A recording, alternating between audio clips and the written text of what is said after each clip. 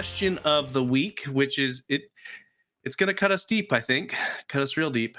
What personality trait has gotten you in the most trouble? For our podcast listeners, you might need to pop in and see the Yikes. video. That was quite the facial expression coming in from Phil. So why don't you start us off, Joseph? What Uh, personality trait do you have that has gotten you into the most trouble?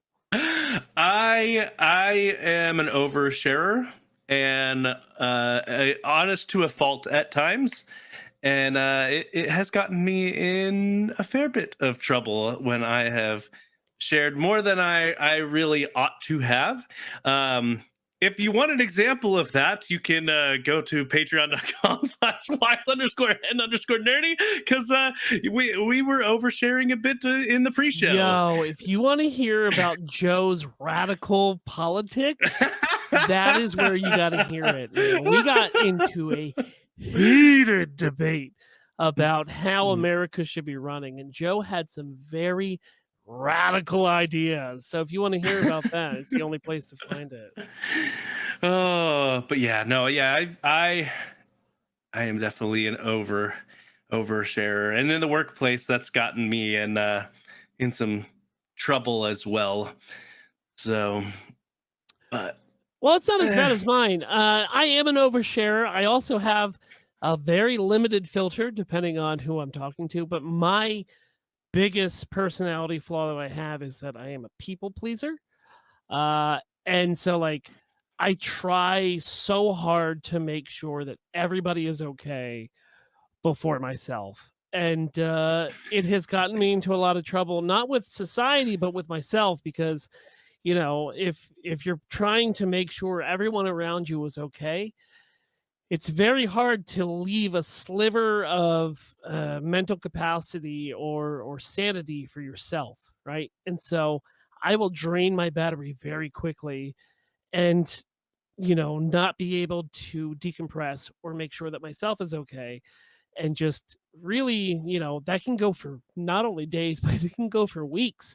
So it's just like, I wonder, after a week or 2 weeks of trying to make sure everyone around me is okay, not worrying about myself, I am mentally and physically drained, and I'm like, oh, I don't know what happened here. Why, I had a cup of coffee today. I didn't have, 6 whiskeys at night. Why am I so tired? It's just because I run my batteries literally to single digits, and it's literally. I've tried to work on it. I've tried to, leave time for myself, but every so often I'll slip back into it, even though I know it's not good for me. yeah, that is a very typical male trait, but you take it to an extreme.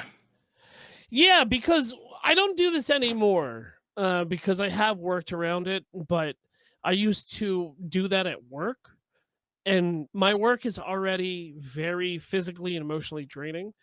As a apple farmer up here in Gettysburg, Pennsylvania. But I used to drain myself at work and then also come home from work and then drain myself again. And I had to set up those boundaries and those walls that, the people that I'm putting my energy into, at home are the people that actually care that I'm putting energy into, right? My boss and my Yeah. coworkers and my work doesn't really care as much as I do about, people pleasing. Like, yes, I do a good job. I'm very proud of the work that I do. But once I clock out of work, that's it. Right. And so it took me 12 to 13 years of working in the same job to kind of figure that out. So thankfully I don't do that anymore, but I still have that tendencies. My mom, she's 73. She lives on her own in Philadelphia, right? I'll put a lot of care into her, even though we're 2 and some hours away.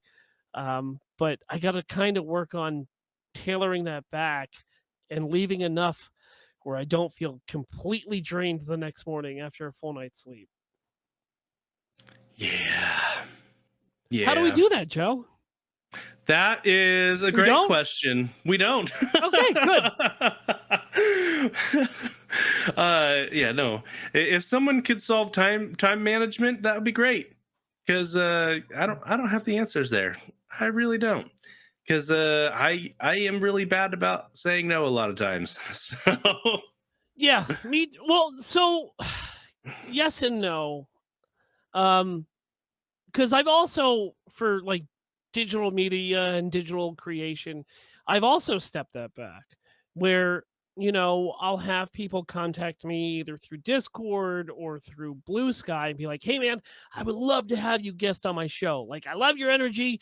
You like the same stuff that I do." And I used to just grab everything, right? Multiple, as much exposure as possible, I felt was the way to go for me as a younger creator. And it never really had the dividends that I really wanted, right? I would see a slight tick up, but then it would fall off again. And so now it's just like, no, I'm good. I'm good. I like what you're doing. I just don't feel like I'm a good fit for what you're doing. And now I just kind of say yes to to us. creators. Well, hold on, let me finish. Creators that I want to create with, but then also shows that I feel contractually obligated to be there. We'll let the audience decide which of the two Who's to we are. say? Oh man, yeah, but no one called in this week, so oh wait, we got my wife piping in. Recovering people pleaser here too. Keep it up. So, and John says, "Speak it, Phil." I also my main personality trait is my mouth. I truly I hit a point in my life where I need to learn to take a punch because I'm gonna say what I want to say. You can't talk as much trash and as real as I do without being able to take a punch because everything I say is not going to make people happy. And I've been hit before by the words that I've said. So this is me being very tame about that because I do respect you, Joe, and your show. But I have a very short filter. Now, with that said, right, I know where to choose my words correctly, right? If it's a family show or a PG-13 show, I'm not going to go flying off the handles. I'm not a monster. But in the real world, right? I talk to my mom very colorfully because I'm not going to mask who I am, right? The Phil that you see online is pretty much the Phil you see at home. And so like I used to say I don't discriminate my hate. I hate everybody equally. And I kind of still hold by that, but I use a lot more punctuation at the end of my sentences.